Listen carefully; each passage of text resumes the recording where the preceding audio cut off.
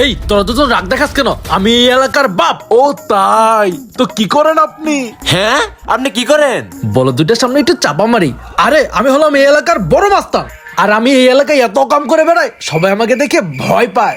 ও তাই, তোদেরও কিন্তু একদম সাইজ করে দিমু। ওকে, কর তাহলে।